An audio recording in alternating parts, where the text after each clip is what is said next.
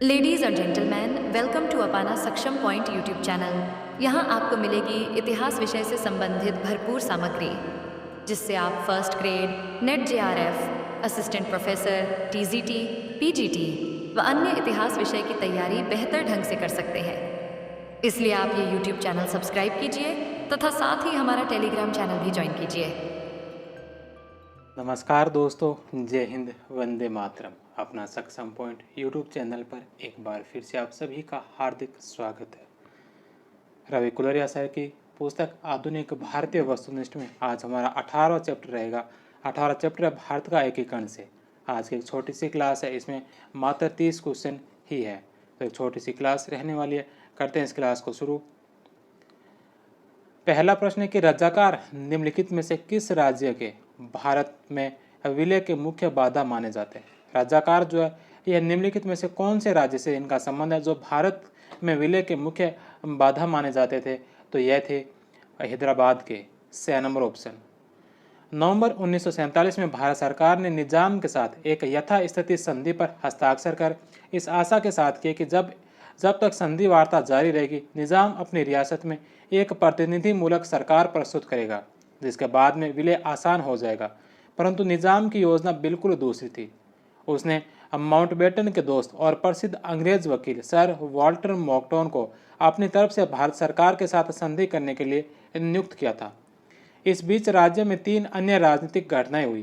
पहली यह कि अधिकारियों की सांठगांठ से एक उग्रवादी मुस्लिम सांप्रदायिक संगठन इतिहाद उल मुस्लिमीन कासिम रिजवी की अध्यक्षता में और इसके अर्धसैनिक अंग रजाकारों का बहुत तेजी से विकास हुआ, जिन्होंने संघर्षरत जनता को भयभीत कर उन पर आक्रमण करना शुरू कर दिया। दूसरी 7 अगस्त 1947 को निजाम ने जनवादीकरण की मांग को लेकर हैदराबाद रियासत कांग्रेस ने एक शक्तिशाली सत्याग्रह आंदोलन शुरू कर दिया। करीब 20,000 सत्याग्रही जेल में ठूंस दिए गए। तीसरी 1946 के उत्तरार्ध में कम्युनिस्टों के नेतृत्व में एक शक्तिशाली किसान संघर्ष रियासत के तेलंगाना क्षेत्र में विकसित हुआ। यह आंदोलन जो 1946 के अंत तक राज के दमन की भयानकता के कारण क्षीण हो गया था, अब फिर से किसान दलों के द्वारा जनता पर रजाकारों के हमले के विरुद्ध सुरक्षा संगठित करने के कारण जीवित हो गया था। नेक्स्ट क्वेश्चन है कि निम्नलिखित में से कितनी रियासतें 15 फरवरी 1948 को सौराष्ट्र संघ में मिलाई गई। निम्नलिखित में से कितनी रियासतें जो 15 फरवरी 1948 को सौराष्ट्र संघ के अंदर मिलाई गई थी। 222 रियासतें। 15 फरवरी 1948 को तत्कालीन काठियावाड़ क्षेत्र की 217 रियासतें और 5 अन्य रियासतें, कुल 222 रियासतें सौराष्ट्र संघ का निर्माण किया गया। 1 नवंबर 1956 को सौराष्ट्र संघ का विलय बॉम्बे राज्य में कर दिया गया। 1960 ईस्वी में बॉम्बे राज्य को भाषाई आधार पर महाराष्ट्र व गुजरात में विभाजित कर दिया था। नेक्स्ट क्वेश्चन है कि जूनागढ़ के दीवान जिन्होंने बाध्य होकर जूनागढ़ का प्रशासन संभालने हेतु भारत सरकार को आमंत्रित किया था। जूनागढ़ के दीवान जिन्होंने बाध्य होकर जूनागढ़ का प्रशासन संभालने हेतु भारत सरकार को आमंत्रित किया था, कौन थे वो जूनागढ़ के दीवान? तो जूनागढ़ के दीवान थे शाहनवाज भुट्टो। जूनागढ़ काठियावाड़ का एक राज्य जो पूरी तरह से भारतीय प्रदेश में घिरा था कि मुसलमान शासक ने माउंटबेटन के प्रादेशिक समीपता के नियम का उल्लंघन करते हुए पाकिस्तान के साथ इंस्ट्रूमेंट ऑफ एक्सेशन पर हस्ताक्षर करने का फैसला लिया। उसकी प्रजा ने उसके विरुद्ध विद्रोह कर दिया और भारत सरकार ने इस प्रदेश की नाकाबंदी कर दी, जिसके बाद विवश होकर शासक पाकिस्तान भाग गया। इसके पश्चात भारतीय सेना ने राज्य पर नियंत्रण कर लिया और फरवरी 1948 में वहां जनमत संग्रह किया गया, जिसमें जूनागढ़ की जनता ने लगभग एकमत होकर भारत संघ में मिलने का निर्णय किया। 1 वर्ष बाद जूनागढ़ का सौराष्ट्र प्रदेश में विलय कर दिया गया और सौराष्ट्र विधानसभा में जूनागढ़ के 7 सदस्यों को मंजूरी दी गई। इसे जूनागढ़ के भारत संघ में विलय की प्रक्रिया पूरी हो गई, जिसका पाकिस्तान ने लगातार विरोध करता रहा। नेक्स्ट क्वेश्चन है कि निम्नलिखित में से किसने जूनागढ़ के दीवान के विरुद्ध विद्रोह का नेतृत्व किया और आरजी हुकूमत नामक अंतरिम सरकार की स्थापना की। निम्नलिखित में से किसने जो जूनागढ़ के दीवान के विरुद्ध विद्रोह का नेतृत्व किया और आरजी हुकूमत नामक अंतरिम सरकार की स्थापना की थी, किसके द्वारा की गई थी? शामल दास गांधी के द्वारा। नवंबर 1947 में जूनागढ़ का नवाब महावत खान जी तृतीय पाकिस्तान भाग गया था। नेक्स्ट क्वेश्चन है कि सरदार पटेल को किस देशी राज्य के विरुद्ध पुलिस कार्रवाई करनी पड़ी थी? सरदार पटेल को कौन से देशी राज्य के विरुद्ध पुलिस कार्रवाई करनी पड़ी थी? तो पुलिस कार्रवाई कौन से देशी राज्य के विरुद्ध? हैदराबाद के विरुद्ध। नेक्स्ट क्वेश्चन है कि भारत विभाजन के समय निम्नलिखित में से कौन से कथन सही है? भारत विभाजन के समय से 3 कथन दे रखे हैं, इन 3 कथनों में से कौन कौन से कथन है जो सत्य है? सबसे पहला है कि उस समय ब्रिटिश भारत 17 प्रांतों में बंटा हुआ था। भारत विभाजन के समय ब्रिटिश भारत जो 17 प्रांतों में बंटा हुआ था। देशी रियासतों की संख्या 565 थी। 565 देशी रियासतों में से 552 रियासतें भारत में शामिल की गई थी। तो तीनों ही ऑप्शन जो इसके सही है, द नंबर ऑप्शन। 565 रियासतों में से 552 रियासतें भारत में शामिल हुई, जिनमें से जूनागढ़ को जनमत संग्रह द्वारा, हैदराबाद को पुलिस व सेना की कार्रवाई और जम्मू कश्मीर को वहां के शासक हरि सिंह की सहमति से भारत में शामिल किया गया।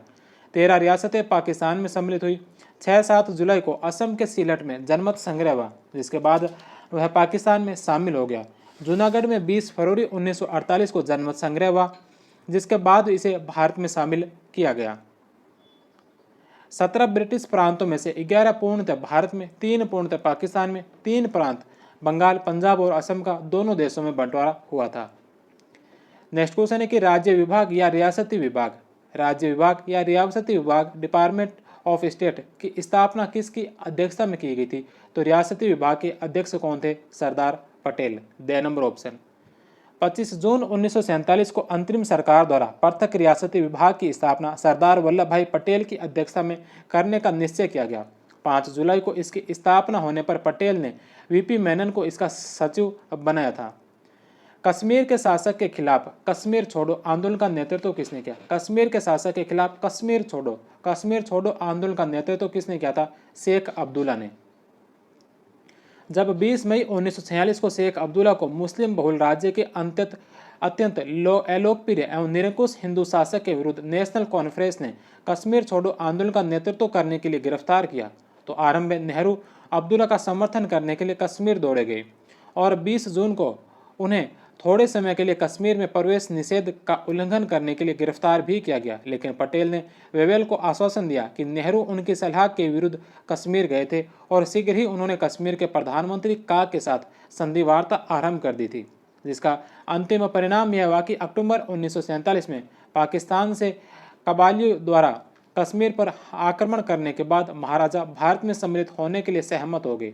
जब भोपाल के नवाब ने पटेल और मेनन के रजवाड़ों संबंधी विभाग के प्रमुख नियुक्त होने की बात सुनी, तो इससे तो रजवाड़ों के प्रति समस्त दृष्टिकोण ही बदल गया। 5 मई 1947 को पटेल ने नरेशों को आश्वासन दिया कि कांग्रेस रजवाड़ों की दुश्मन नहीं है, बल्कि वह तो चाहती है कि रजवाड़े और उनकी प्रजा उसके अंतर्गत समृद्धि, संतोष और सुख पाए। नेक्स्ट क्वेश्चन है कि निम्नलिखित में से किसने कहा था कि जो रजवाड़े संविधान सभा में शामिल होने से इनकार करते हैं उन्हें शत्रुतापूर्ण माना जाएगा? किसने कहा था कि जो रजवाड़े संविधान सभा में शामिल होने से इनकार करते हैं उन्हें शत्रुतापूर्ण माना जाएगा? किसने कहा था? जवाहरलाल नेहरू ने, 6 नंबर ऑप्शन। नेहरू ने Akhil Bharatiya state people conference के उदयपुर व ग्वालियर अधिवेशनों की अध्यक्षता की दिसंबर 1945 और अप्रैल 1947, और उन्होंने ग्वालियर में घोषणा की कि जो रजवाड़े संविधान सभा में सम्मिलित होने से इनकार करते हैं उन्हें शत्रुतापूर्ण माना जाएगा।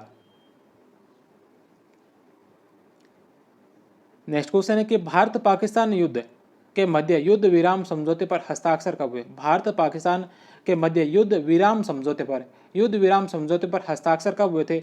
1 जनवरी 1949 को। संयुक्त राष्ट्र संघ के द्वारा कश्मीर मुद्दे पर गठित आयोग की सिफारिश पर 31 दिसंबर 1948 को युद्ध विराम हो गया। जनवरी 1949 को युद्ध विराम समाप्ति के समझौते पर हस्ताक्षर किए गए। हैदराबाद के निजाम के साथ यथास्थिति समझौता स्टैंड स्टिल एग्रीमेंट पर हस्ताक्षर कब हुए थे? हैदराबाद के निजाम के साथ जो यथास्थिति समझौते पर हस्ताक्षर कब हुए थे? तो यह हुए थे 29 नवंबर 1947 को, 6 नंबर ऑप्शन।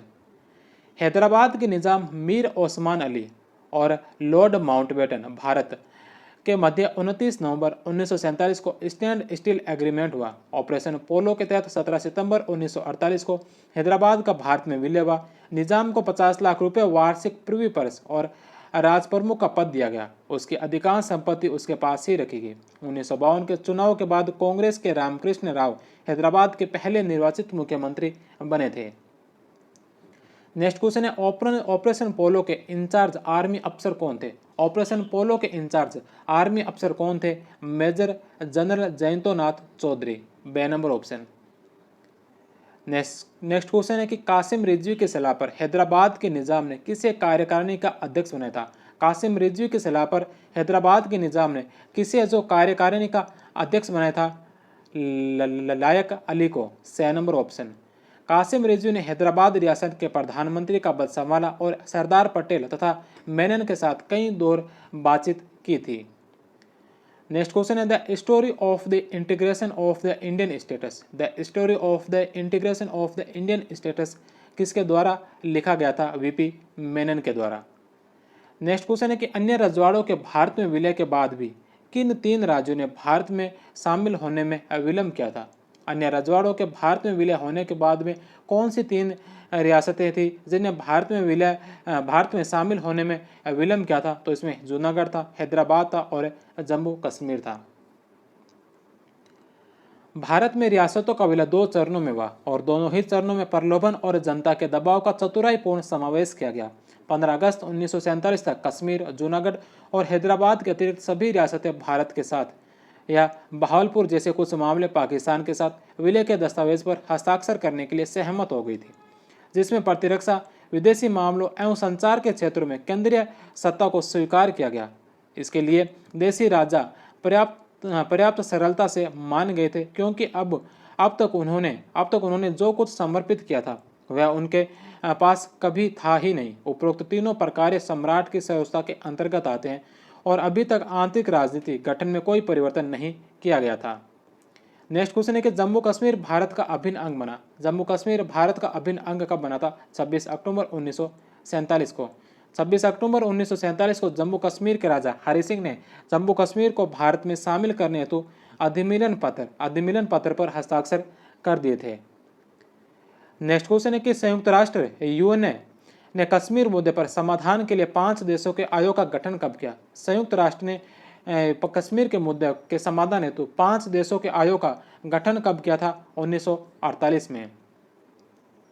प्रधानमंत्री नेहरू ने कश्मीर के मामले को संयुक्त राष्ट्र में उठाने का निर्णय लिया, लेकिन संयुक्त राष्ट्र संघ कोई ठोस निर्णय लेने अथवा ऐसा कोई स्पष्ट समाधान प्रस्तुत करने में विफल रहा जो दोनों पक्षों को स्वीकार्य हो। अप्रैल 1948 में इसने कश्मीर समस्या के समाधान के लिए एक 5 देशों के एक आयोग का गठन किया। 1949 तक इसने एक अपूर्ण इकरारनामा प्रस्तुत किया, जिसके बाद भारत और पाकिस्तान युद्ध विराम के लिए तैयार हो गए। इकरारनामे में पाकिस्तान से आक्रमण बंद करने और भारत से अपनी सेनाओं को कम करके केवल उतनी ही संख्या में तैनात करने को कहा जो कानून और व्यवस्था बनाए रखने के लिए पर्याप्त हो। इसके पश्चात कश्मीर के भाग्य के बारे में फैसला लेने के लिए जनमत संग्रह किया गया, किंतु वह जनमत संग्रह कभी नहीं हुआ, क्योंकि भारत की मांग थी कि उक्त जनमत संग्रह कराने से पहले सभी आदिवासी, कबायली और पाकिस्तानी सेनाओं को कश्मीर से हटाया जाए। जबकि पाकिस्तान ने जनमत संग्रह होने के पश्चात इसके परिणामों के आधार पर सेनाएं हटाने की सहमति दी थी। जनवरी 1948 में यूएन ने United nation commission for India and Pakistan UNCIP का गठन किया। बाद में इसमें सदस्य संख्या 5 कर दी गई, जिसमें अर्जेंटीना, बेल्जियम, कोलंबिया, चेकोस्लोवाकिया और अमेरिका सम्मिलित हुए। नेक्स्ट क्वेश्चन है कि हैदराबाद का राज्य आधिकारिक रूप से भारतीय संघ में किस वर्ष सम्मिलित हुआ? हैदराबाद का राज्य जो आधिकारिक रूप से भारतीय संघ में किस वर्ष सम्मिलित हुआ था? 1948 को। ऑपरेशन पोलो। हैदराबाद राज्य यथावत स्टैंड स्टिल समझौते के पक्ष में था। तत्कालीन गृह मंत्री और उप प्रधानमंत्री सरदार पटेल ने 13 से 17 सितंबर 1948 को ऑपरेशन पोलो के माध्यम से हैदराबाद को भारतीय संघ में शामिल किया था। नेक्स्ट क्वेश्चन है कि त्रावणकोर में कांग्रेस ने त्रावणकोर राज्य के किस दीवान की स्वेच्छाचारी सरकार के विरुद्ध त्रावणकोर में कांग्रेस ने त्रावणकोर राज्य के किस दीवान की स्वेच्छाचारी सरकार के विरुद्ध सविनय अवज्ञा आंदोलन आरंभ किया था? यह किया था CP रामास्वामी अय्यर, से ए नंबर ऑप्शन। कांग्रेस ने जो 1930 के दशक में मैसूर में विशेष रूप से सशक्त रही थी, सितंबर 1945 में अपने बलबूते पर काफ़ी कुछ उन्मुक्त मैसूर चलो आंदोलन चलाया, जिसके फलस्वरूप 12 अक्टूबर को जनतंत्र की दिशा में पर्याप्त राजनीतिक परिवर्तन करने पड़े। वीपी मेनन ने त्रावणकोर के दीवान सीपी रामास्वामी अय्यर को सलाह दी कि वह अमेरिकी नमूने के माध्यम से अपनी निजी सत्ता बनाए रखने का स्वप्न त्याग दे। उन्हें कम्युनिस्ट खतरे का डर भी दिखाया गया। नेक्स्ट क्वेश्चन है कि पाकिस्तान की तुलना में भारत को विशेष रूप से पिछली केंद्रीय सरकार की अधिकांश मशीनरी विरासत में प्राप्त हुई। पाकिस्तान की तुलना में भारत को विशेष रूप से पिछली केंद्रीय सरकार की अधिकांश मशीनरी विरासत में प्राप्त हुई और उसे न तो राष्ट्रीय राजधानी को और न ही राष्ट्रीय सरकार को नए सिरे से स्थापित करने की आवश्यकता पड़ी। किसने कहा था? तो यह कहा था हॉल्डन फर्बर ने। The number option. Holden Furber ने तर्क दिया कि पाकिस्तान की तुलना में भारत को विशेष रूप से पिछली केंद्रीय सरकार की अधिकांश मशीनरी विरासत में प्राप्त हुई और उसे न तो राष्ट्रीय राजधानी को न ही राष्ट्रीय सरकार को नए सिरे से स्थापित करने की आवश्यकता पड़ी। महात्मा गांधी ने इस प्रकार की स्वतंत्रता की कामना नहीं की थी। अपने हिंद स्वराज 1909 में उन्होंने चेतावनी दी थी कि भारत में कहीं अंग्रेजों के बिना अंग्रेजी शासन की स्थापना न हो जाए। नेक्स्ट क्वेश्चन है कि भारत विभाजन में निम्नलिखित में से बंगाल का कौन सा क्षेत्र पाकिस्तान के हिस्से में चला गया? भारत विभाजन में निम्नलिखित में से कौन सा क्षेत्र निम्नलिखित में से बंगाल का कौन सा क्षेत्र जो पाकिस्तान के हिस्से में गया था? तो बंगाल का कौन सा क्षेत्र गया था पाकिस्तान के हिस्से में? यह गया था खुलना का क्षेत्र। इसके अलावा नदिया, मुर्शिदाबाद और मालदा ये तीनों भारत में ही रहे थे। पाकिस्तान को दिए गए पश्चिमी पंजाब को 62,000 वर्ग मील का क्षेत्र और 1.58 करोड़ की आबादी मिली 1941 की जनगणना के आंकड़ों के अनुसार, जिनमें से 1,18,50,000 मुसलमान थे। भारत के पास रहे पूर्वी पंजाब को 37,000 वर्ग मील का प्रदेश और 1.36 करोड़ की आबादी मिली, जिनमें से 43.75 लाख मुसलमान थे। पूर्व में पश्चिम बंगाल में जो भारत के पास रहा 28,000 वर्ग मील का क्षेत्र और 2.12 करोड़ की आबादी मिली, जिसमें 53 लाख मुसलमान थे। जबकि पूर्वी बंगाल जिसे पूर्वी पाकिस्तान बना था, जिसमें 49,400 वर्ग मील का क्षेत्र और 3.91 करोड़ की आबादी मिली, जिनमें से 2.77 करोड़ मुसलमान थे। जुलाई 1947 में हुए जनमत संग्रह के बाद असम के सिलहट जिले को पूर्वी बंगाल में स्थानांतरित कर दिया गया, जिसका शेष भारत के साथ कोई सीधा रेल संपर्क नहीं था। खुलना जिले को, जिसकी मुस्लिम जनसंख्या 49.3% थी, किसी स्पष्ट कारण के बिना पाकिस्तान को सौंप दिया गया और इसी तरह चितगांव पहाड़ी प्रदेश के प्रमुख आदिवासी क्षेत्र को पाकिस्तान को दे दिया गया। दूसरी ओर मालदा, नदिया और मुर्शिदाबाद के अधिकतर मुस्लिम बहुल प्रदेशों को पश्चिम बंगाल में मिला दिया गया। नेक्स्ट क्वेश्चन है कि राजस्थान के एकीकरण की प्रक्रिया के दौरान राज्य की राजधानी के मुद्दे को सुलझाने हेतु किसकी अध्यक्षता में एक समिति का गठन किया गया? राजस्थान के एकीकरण की प्रक्रिया के दौरान राज्य की राजधानी के मुद्दे को सुलझाने हेतु किसकी अध्यक्षता में एक समिति का गठन किया गया था? BR Patel. The number option. स्वतंत्रता के पश्चात पृथ्वी परस किससे संबंधित है? स्वतंत्रता के पश्चात पृथ्वी परस है जो किससे संबंधित है? पूर्व राजा से। अपनी शक्ति और सत्ता का आत्मसमर्पण करने के बदले प्रमुख रियासत के शासकों को कर मुक्त पृथ्वी पर्स अनंत काल के लिए दी गई। 1949 में पृथ्वी पर्स की कुल रकम करीब 4.66 करोड़ रुपए थी और बाद में संविधान द्वारा इसकी गारंटी दी गई थी। नेक्स्ट क्वेश्चन है कि भारतीय संघ में शामिल होने वाली राजपूताना की प्रथम रियासत कौन सी थी? भारतीय संघ में शामिल होने वाली राजपूताना की प्रथम रियासत कौन सी थी? बीकानेर। माउंटबेटन ने देशी राज्यों के 2 प्रकार के प्रपत्र तैयार करवाए थे। एक इस प्रकार का सम्मिलन प्रपत्र था जिस पर हस्ताक्षर करके कोई भी राजा भारतीय संघ में शामिल हो सकता था और अपनी सर्वोच्च केंद्र सरकार को समर्पित कर सकता था। दूसरा इस प्रकार का प्रपत्र जिसमें यथास्थिति के लिए सम्मिलित प्रपत्र था, जो 25 जुलाई 1947 को वायसराय ने दिल्ली में नरेंद्र मंडल का पूर्ण अधिवेशन बुलाया। वायसराय ने राजाओं को न केवल इस बात के लिए हतोत्साहित किया कि वे अपने राज्यों को स्वाधीन रखें, अपितु उन्होंने हिंदू बाहुल्य क्षेत्रों के राजाओं को सलाह भी दी कि वे अपने राज्यों का विलय भारत में ही करें। इस 25 जुलाई के सम्मेलन का असर राजपूताना के देशी राज्यों पर भी पड़ा और भारतीय संघ में शामिल होने वाली राजपूताना की पहली रियासत बीकानेर थी। 7 अगस्त 1947 को बीकानेर के महाराजा सादुल सिंह ने सम्मेलन पत्र पर हस्ताक्षर किया था। नेक्स्ट क्वेश्चन है कि अक्टूबर 1949 में मणिपुर के भारत में विलय पर हस्ताक्षर के समय मणिपुर के शासक कौन थे? अक्टूबर 1949 में मणिपुर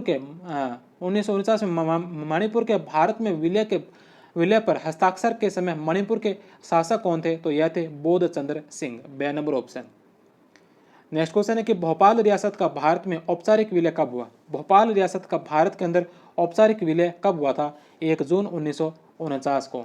भोपाल रियासत का भारत में औपचारिक विलय 1 जून 1949 को हुआ। इस समय भोपाल के नवाब हमीदुल्ला खान थे। नेक्स्ट क्वेश्चन है कि यह आज़ादी झूठी है का नारा किसने दिया था? यह आज़ादी झूठी है का नारा किसने दिया था? कम्युनिस्ट पार्टी ऑफ इंडिया ने। साम्यवादियों के नेतृत्व में तेलंगाना में चला आ रहा किसानों का विद्रोह नवजात भारत राष्ट्र के लगातार सबसे अधिक जटिल समस्या बना हुआ था। दिसंबर 1947 में सीपीआई ने घोषणा की कि भारत की स्वतंत्रता बनावटी है और एक नया नारा दिया गया, ये आज़ादी झूठी है। सीपीआई ने 28 फरवरी और 6 मार्च 1948 के बीच कलकत्ता में अपनी दूसरी महासभा का आयोजन किया, जहां इसने एक राजनीतिक पर्सन जी मेपे बनाया, जिसमें औपचारिक रूप से घोषणा की गई कि 15 अगस्त 1947 को स्थापित की गई राष्ट्रीय सरकार भारत के लोगों के लिए एक बड़ी शत्रु थी और इसलिए इसे बदलना बहुत जरूरी था। इसे पूरा करने के लिए पार्टी ने बीटी रणदिवे लाइन इसके महासचिव के नाम से लोकप्रिय सिद्धांत अपना अथवा भारत में प्रजातांत्रिक क्रांति के मार्ग को अपनाने का निर्णय लिया। इसका लक्ष्य वर्तमान राष्ट्र के स्थान पर प्रजातांत्रिक गणतंत्र की स्थापना करनी थी, जो मजदूरों, किसानों, दलित, मध्यम वर्गों का गणतंत्र होगा। तेलंगाना आंदोलन लगातार चलता रहा। सीपीआई की नीति में महत्वपूर्ण परिवर्तन 1951 में किए गए, जिसे अक्टूबर 1951 में कलकत्ता में हुई थर्ड पार्टी कांग्रेस ने समर्थन दिया था। इसमें एक नए सुनियोजित मार्ग की घोषणा की गई थी। तेलंगाना आंदोलन को वापस ले लिया गया। किसानों, श्रमिकों और मध्यम वर्ग के बीच एक व्यापक मोर्चा बनाने की सहमति दी गई और 1951-52 में आगामी आम चुनाव में भाग लेने का निर्णय लिया गया। इस प्रकार भारत के साम्यवादियों ने विद्रोही रणनीति छोड़कर संवैधानिक लोकतंत्र को अपना लिया था। नेक्स्ट क्वेश्चन है कि भारत में किस वर्ष फ्रांसीसियों ने पुडुचेरी का नियंत्रण अपने हाथ में ले लिया था? भारत ने किस वर्ष जो फ्रांसीसियों से पुडुचेरी का नियंत्रण जो अपने हाथ में ले लिया था? 1954 में। 1 नवंबर 1954 को भारत ने फ्रांसीसियों के कब्जे वाले पुडुचेरी या पांडिचेरी पर नियंत्रण कर लिया। अगस्त 1962 में भारत और फ्रांस के बीच हुए समझौते के तहत फ्रांस ने पांडिचेरी पर भारत की संप्रभुता स्वीकार कर ली। 1963 में फ्रांस की संसद द्वारा संधि को मंजूरी देने के साथ ही पुडुचेरी व भारत की अन्य फ्रांसीसी बस्तियां आधिकारिक रूप से भारत का हिस्सा बन गई थी। नेक्स्ट क्वेश्चन है कि दादरा व नागर हवेली आधिकारिक रूप से भारत का हिस्सा कब बने थे? दादरा व नागर हवेली आधिकारिक रूप से भारत का हिस्सा कब बने थे? 1961 ईस्वी में। 6 नंबर ऑप्शन। दादरा व नागर हवेली को यूनाइटेड फ्रंट ऑफ गोवा ने 2 अगस्त 1954 को मुक्त करवा लिया था। गोवा राष्ट्रीय आंदोलन के पिता कहे जाने वाले गोवा कांग्रेस कमेटी के संस्थापक त्रिस्ताओ अम्ब्रांगाजा कुन्हा टीबी कुन्हा के नेतृत्व में पुर्तगाली अधीन क्षेत्रों की जनता आंदोलन कर रही थी। 22 जुलाई 1954 को दादरा, 29 जुलाई 1954 को नरोली व 2 अगस्त 1954 को दादरा को मुक्त करवा लिया गया था। 11 अगस्त 1961 को आधिकारिक रूप से यह भारत का हिस्सा बन गए थे। नेक्स्ट क्वेश्चन और इस क्लास का अंतिम क्वेश्चन है कि गोवा को पुर्तगालियों के नियंत्रण से मुक्त करवाने के लिए भारत ने कौन सा अभियान चलाया? गोवा को जो पुर्तगालियों के नियंत्रण से मुक्त करवाने के लिए भारत ने कौन सा अभियान चलाया था? भारत के द्वारा कौन सा अभियान चलाया गया? ऑपरेशन विजय। ए नंबर ऑप्शन। 19 दिसंबर 1961 को भारत ने ऑपरेशन विजय करते हुए गोवा, दमन व दीव को पुर्तगालियों के कब्जे से मुक्त करवा लिया था। 12वें संविधान संशोधन 1962 के द्वारा गोवा, दमन दीव को केंद्र शासित प्रदेश घोषित कर दिया। 56वें संविधान संशोधन 1987 के द्वारा गोवा भारत का 25वां राज्य बन गया और दमन व दीव केंद्र शासित प्रदेश बना रहा। तो यह था आज का चैप्टर भारत का एकीकरण। इसके पश्चात हम मिलते हैं कल के चैप्टर 19 नंबर चैप्टर, जिसके अंदर औपनिवेशिक काल में दलितों और महिलाओं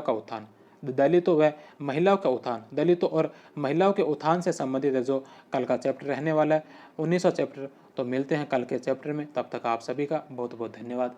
जय हिंद, वंदे मातरम।